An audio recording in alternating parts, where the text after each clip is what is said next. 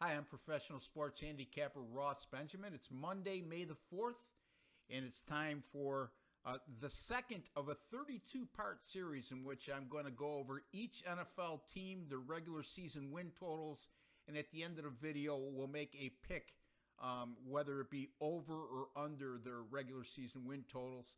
And we started the series off with the Cleveland Browns. I went over 8.5 wins with Cleveland on my first video.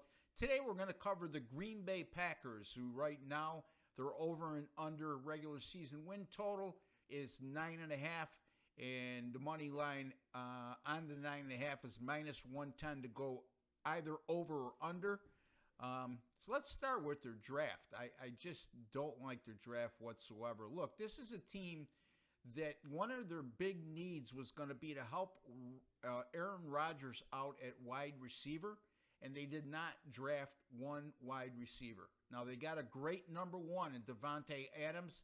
Beyond that, a bunch of unproven players with limited success in the NFL.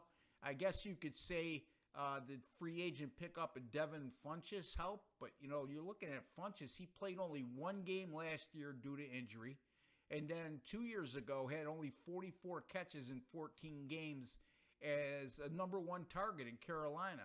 So I'm not crazy about that pickup. And then you look at their draft, and you draft Jordan Love in the first round, quarterback out of Utah State. Look, I watched Jordan Love for the last 2 years at Utah State, and I paid close attention to him. The kid is physically gifted, but I'm not on board with how high a lot of these NFL draft gurus were on Jordan Love. Remember, folks, this is a guy who played at Utah State, like I just alluded to, and threw 18 interceptions a season ago.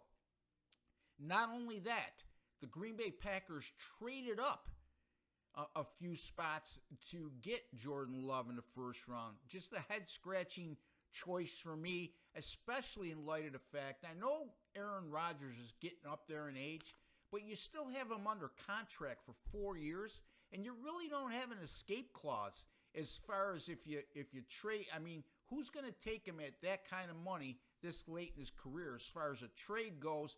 Especially Green Bay is going to want a lot in return. They're not going to exactly trade Aaron Rodgers for a fifth-round draft choice. And you're not going to sit him on the bench if he has a couple bad games and bring in Jordan Love.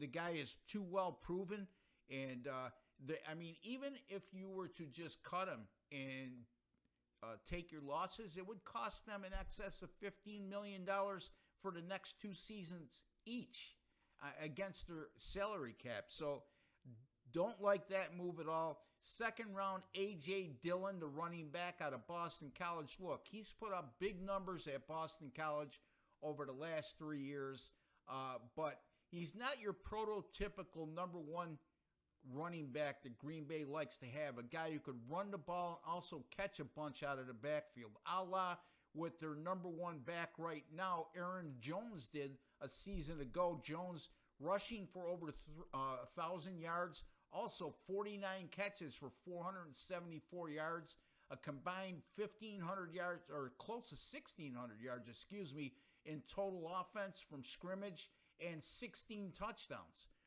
You're not going to get that kind of production out of A.J. Dillon. First of all, he's a one-dimensional back, a power back with limited speed, and as I said, he doesn't show that he's proven to be a reliable pass catcher as well. Not to say that he won't develop into one, but just looking at what he did in college, I'm not seeing it. Now, you also lost Jimmy Graham at tight end, who opted to go to free agency and sign with another team, and they're going to be depending on 35-year-old Mercedes Lewis to be their number one option at tight end, and behind him on the depth chart, not players that have a proven NFL experience in terms of production, so I'm not sure what they're doing there. Defensively, you lose Blake Martinez to the Giants, and you bring in Christian Kirksey from Cleveland to replace him. And Kirksey's was available because he was a cap casualty in Cleveland, Blake Martinez is an excellent linebacker, folks. Very underrated, a tackling machine. And Kirksey, I don't see him being the guy who's going to replace the production that you got out of Blake Martinez. The secondary is very talented for Green Bay, but they're extremely young. I mean, you look at the average age of the 4 starters on the depth chart right now, 24.3 years of age. Now, they may turn into one of the best secondaries in football, if not this year, possibly in years to come.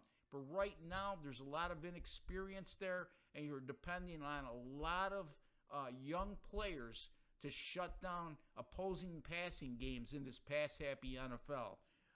Their schedule extremely tough, especially so on the road, where you play 4 playoff teams from a year ago on the road, including New Orleans, San Francisco, Houston, and Minnesota. And then also additional road games against Indianapolis, who's one of the favorites in the AFC South, and Tampa Bay, who now has Tom Brady and Rob Gronkowski and a trio of wide receivers that are very explosive. So not an easy schedule. And also at home, they face Philadelphia and Tennessee, 2 playoff teams from last year, in addition to an in-division game against a playoff team, the Minnesota Vikings. You won 13 games a season ago, won the division at 13-3, and the odds makers, like I touched upon, 9.5 is their over and under total.